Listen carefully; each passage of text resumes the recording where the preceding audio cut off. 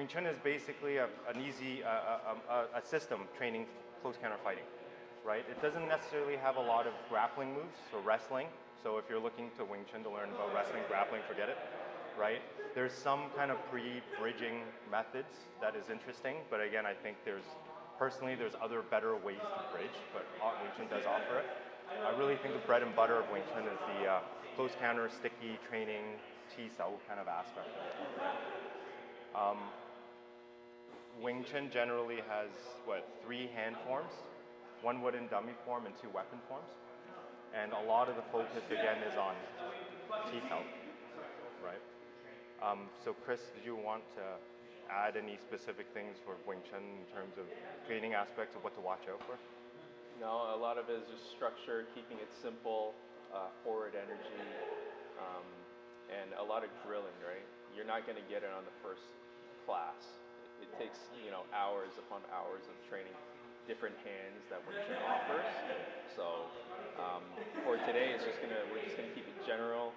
You're gonna learn about the concept of Chi Sao.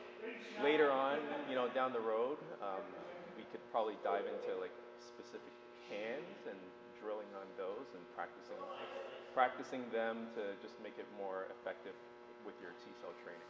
Yeah, for sure. So as we go through kind of today's training, I guess one of the objectives that we could try to train for, and we do when we engage, is we're going to try to do or focus on several things as we go through these drills at one time, okay? So what I mean by that is we want to try to learn to maintain the Wing Chun training stance, right? We call this the Kim Yang Ma, right? Kim Yang Ma basically starts off, feet together, right?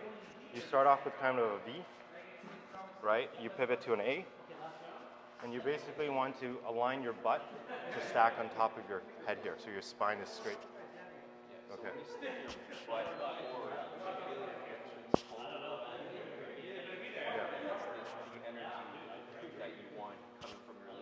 Yeah, and this is not ideal, right? Because this trains us to use our upper body to lean in. This, again, is training us, and when I say training, this is not the way you fight or spar.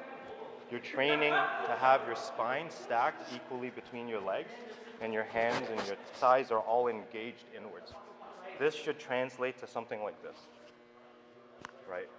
This enables us to be able to train grounding onto the ground, so be able to sink in, and also be able to distribute the energy on a shift. Again, very similar to something like this, right? Moving in, you're shifting off the ground, okay? So first, few hand drills, I guess we'll practice, and we'll translate that into the sensitivity part, right? To get to Chi Sao, you need to bridge, right? Pre-bridging or bridging, there's free hand movements you can use to get to that distance where the Chi Sao is applicable.